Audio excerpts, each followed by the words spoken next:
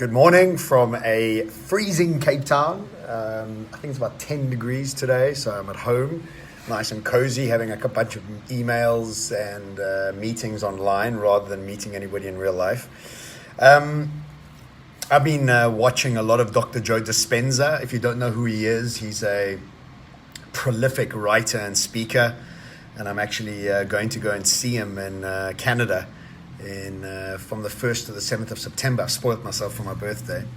I wanted to chat today about this idea and concept of us wanting to create our reality. And a lot of us sit in this sort of keenness to want to create the reality that we want, but we somehow can't. And it's always been something that I've been so excited about looking into and really practicing. How do we go about creating the reality we actually want? And so I was listening to this podcast from this Indian guru, this mystic, and what he was saying was the way he would approach people or how people would experience him in real life was the fact that this American guy was being interviewed and they said, so what happened when you met this guru? He says, it was the most unbelievable feeling of him being able to see my whole past and my whole future and still loving me. And I just thought that was such a deep, amazing way to explain how somebody can accept you wholeheartedly for who you are. And the thing about this idea is that when we get the opportunity to empathize with people's past, we don't get triggered by their shortcomings. The way we are able to empathize with people's pasts is when we have forgiven ourselves of our own pasts. We can only reflect and project judgment onto people for things that we haven't dealt with. So this Indian mystic had obviously dealt with everything in his past.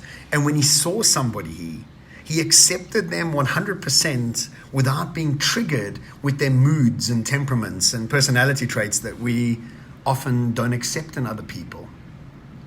The next thing he said was, he saw my future, a brighter, bigger future than I could see of myself.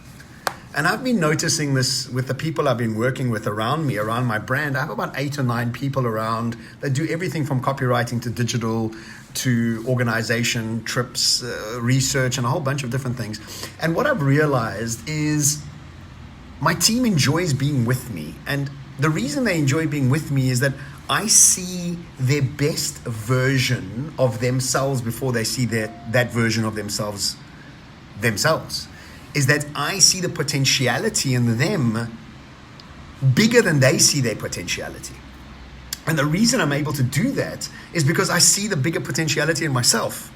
And if I'm able to see the bigger potentiality in myself, I'm then able to project that onto people.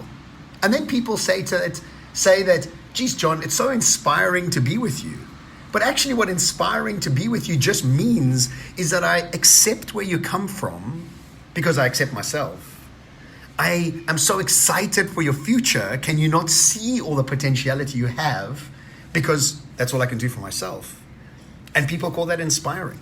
People call that enthusiastic. People call that inspirito, inspired, with spirit. And so when we are able to forgive ourselves and project that forgiveness onto other people, when we are able to see the best versions of ourselves and project that onto other people, we start living in the future. We don't start living based on the memories of the past. When we are able to let go of the memories of the past from painful scenarios to joyful ones, we then start defining ourselves with the vision of the future.